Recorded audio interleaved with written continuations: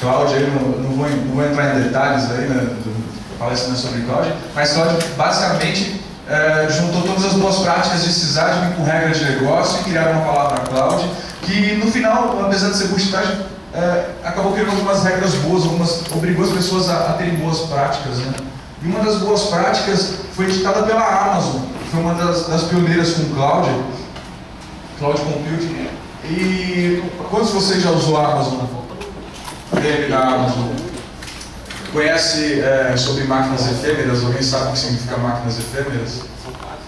Bom, o que acontece na Amazon é o seguinte: quando você tem uma VM na Amazon e você termina de configurar ela bonitinho e coloca seu serviço no ar, se por acaso ela morrer, for desligada, ou você der um halt nela, a máquina some, ela é deletada. E tudo que você fez é perdido. Isso é máquinas efêmeras, significa que as máquinas não são persistentes. Porque Cloud, como boa prática, trouxe que vai cobrar de você on demand.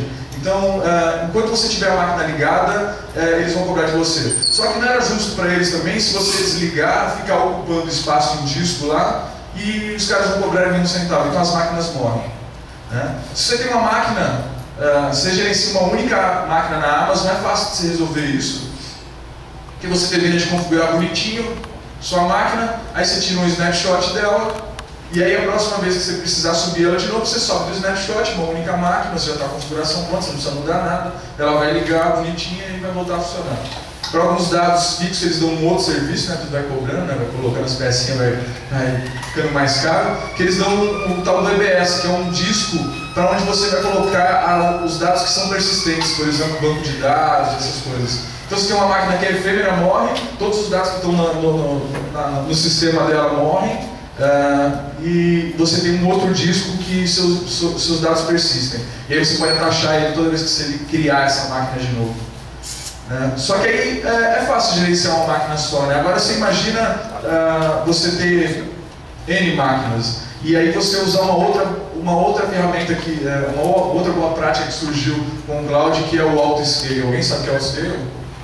Se os servidores esticarem automaticamente, você tem uma demanda maior, então por exemplo você tem um Apache que aguenta 1000 usuários, você está prevendo que vai ter 2000 usuários. Quando chegar a 800 usuários, ele vai lançar uma trap, Nagios, Zabbix, qualquer coisa, para a API da Amazon, e vai falar, me dá uma máquina nova, ela vai entrar num cluster, vai ter um balanceador de carga na frente, alguma coisa do tipo, e essa máquina vai subir e vai aumentar o seu número de Apaches aí, de 1000 para 2000, 3000, vai subindo máquina. E aí quando você não precisa mais disso também, que cai a quantidade de acessos, isso vai diminuindo, você para de pagar máquinas. Isso é o auto-scale, escala automática. E aí, mas aí como é que você faz agora? Você tem uma única máquina, você liga ela com as configurações que você já fez, o template certinho, mas se eu quero fazer várias máquinas e automático isso, como é que eu faço? E aí surgiu, ou não, Configuration Management.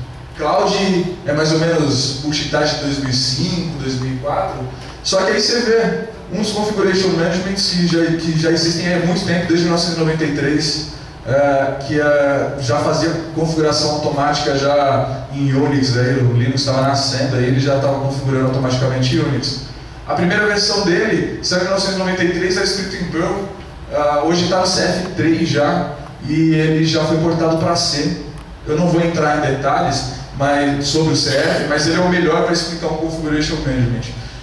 Ele trabalha com algumas coisas que ele chama de promessa. Então ele promete para você que toda vez que ele rodar no servidor, ele vai garantir que as configurações que você pediu que estejam no servidor vão persistir. Então mesmo que alguém mude uma configuração de uma Apache na mão, se ele tiver no Configuration Management dizendo assim, não, a conf da Apache é essa com essa entrada do server domain, mesmo que você mude isso na mão, a próxima vez que ele rodar ele vai substituir, e se tiver escrito para ele restartar o serviço, ele vai restartar e vai permanecer a configuração que você quer. Então ele promete para você que o servidor sempre vai estar configurado. Claro que ele só configura o que ele conhece, né? Ele só promete das coisas que ele conhece. Você precisa escrever para ele dizer, não, eu quero que você prometa que esse serviço ou essa configuração vai ser desse jeito. Tem um outro projeto chamado Puppet, que iniciou em 2007, que o Estranho vai apresentar para vocês depois dele. Como eu falei, o CF em C, né? O Puppet é em Ruby. Né? Eu testei uns 2 anos atrás, tinha algumas falhas de desenvolvimento, bugs de regressão, de regressão, e voltava, os caras arrumavam, voltava de novo, tipo, problema de merge de grid. Client subindo o load de CPU. Claro que hoje já está bem melhor, até o Ruby já evoluiu de 1 ano e meio para cá, mas eu não testei mais. O BCF-G2, que quando eu vi, para mim, eu sou um dos trolls de Ruby, né? Então eu prefiro não usar Ruby, e eu fiquei muito feliz com o BCF-G2, porque o BCF-G2 ele era em Python e prometia fazer as mesmas coisas que o CF faz no Puppet. Só que aí eu me deparei logo com um XML de configuração, assim, eu já chorei, já saí, já fui embora.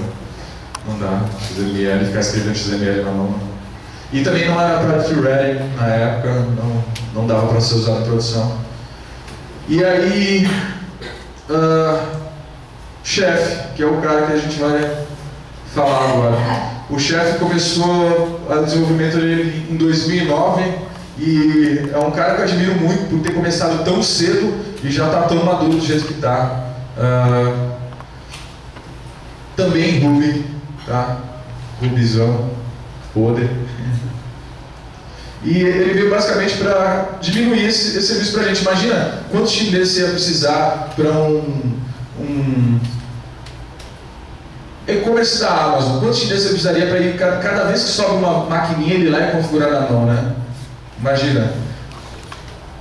Agora com o Chef, por exemplo, eu vou mostrar para vocês na arquitetura que isso fica bem mais fácil. Você faz isso on demand.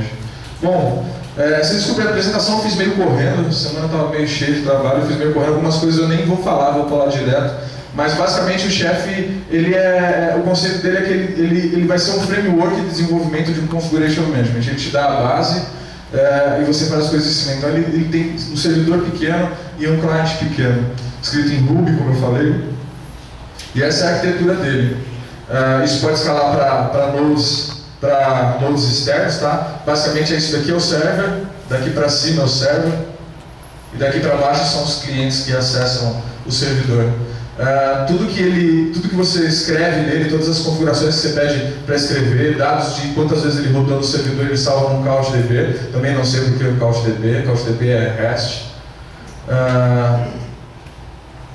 Ele tem uma filinha ali para onde ele manda os processos e ele indexa todo o conteúdo no Solr. Então, quando você usa umas ferramentas para fazer busca de um servidor, ele não bate no banco, ele antes vai lá no Solr e ele traz as informações.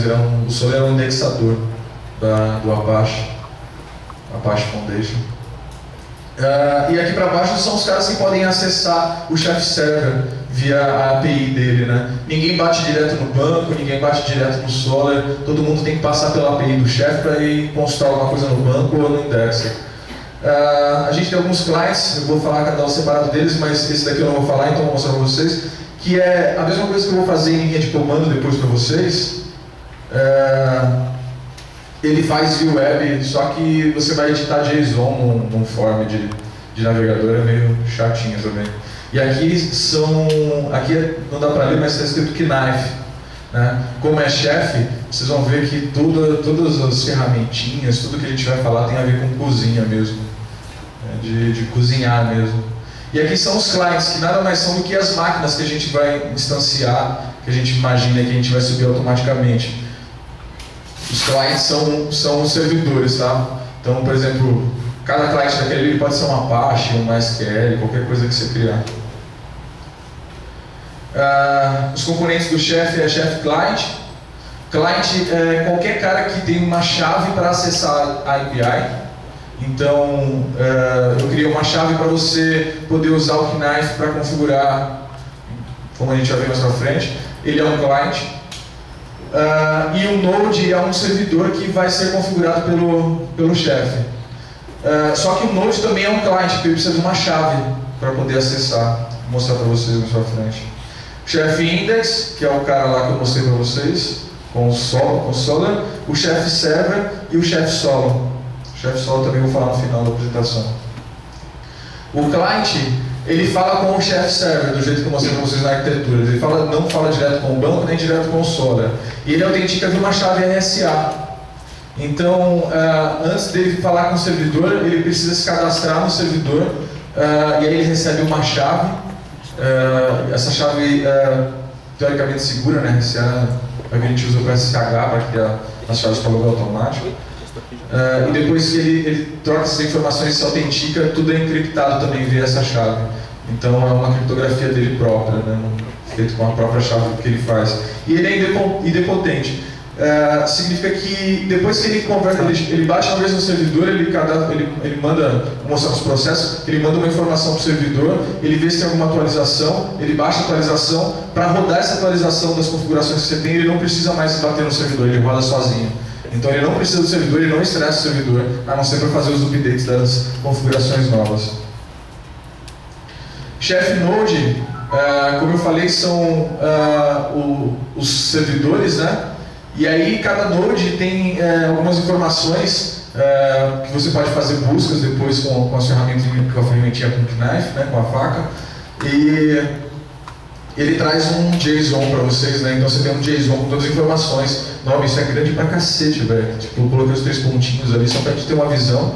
E no final a gente tem as run list, né, que são as regras, que são roles e recycles, que eu vou falar mais pra frente. Então essas daqui são as regras que vão rodar dentro do servidor. Nesse caso aqui, eu escrevi um role machine roles aqui, e o recycle Apache 2.php, ele vai instalar o Apache com PHP aqui.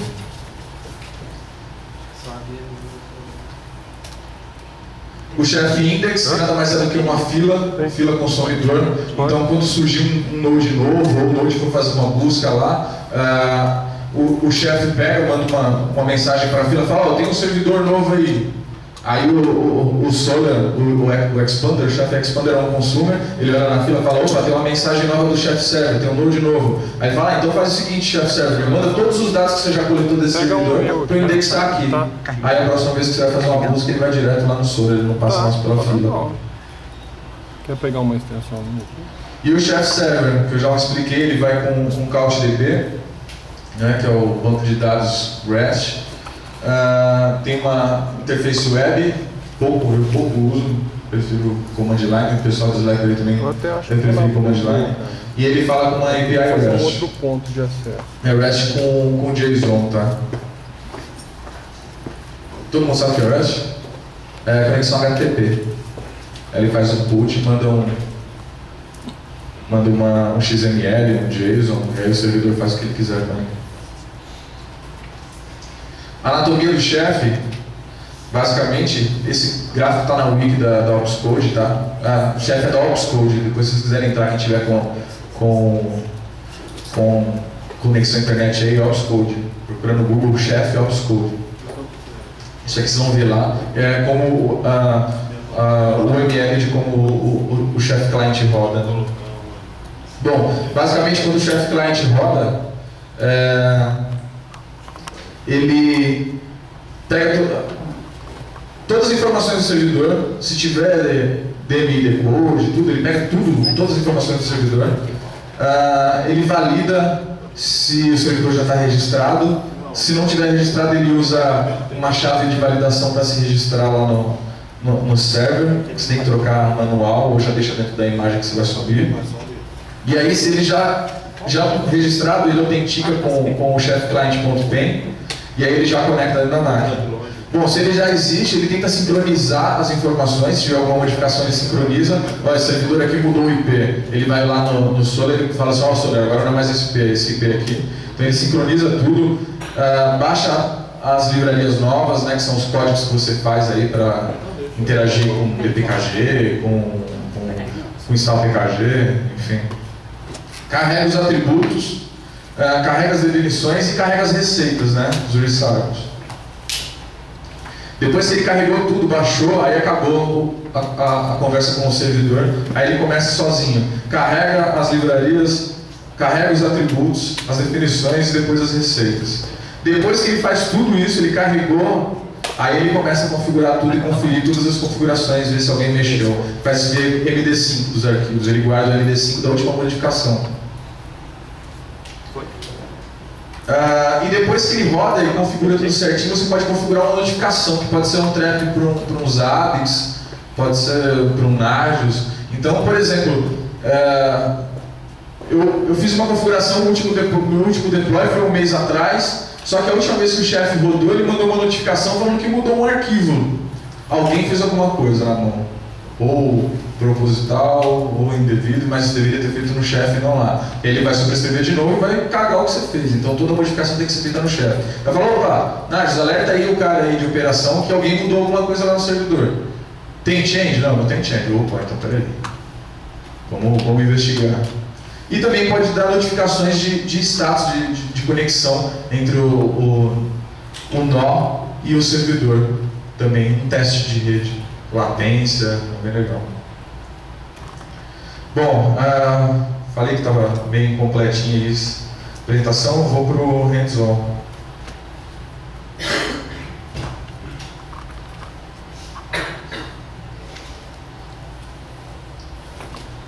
Incomoda se eu só falar, dá para escutar aí atrás?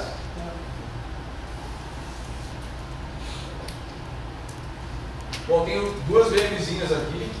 Uma é o chef server, tá? Que está escrito só com chefe, dá para ler aí.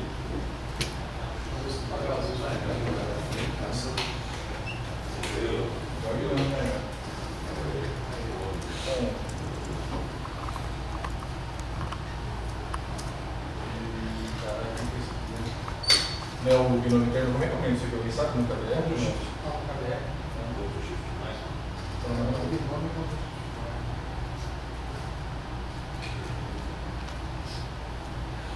Alguém usa KDE? Alguém usa KDE?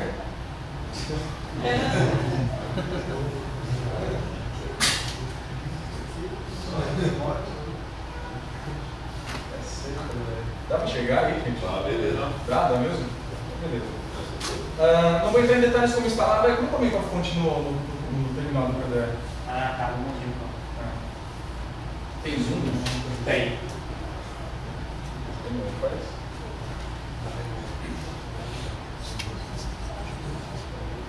Na hora que você marca a liderança, você marca a outra 2 plataformas.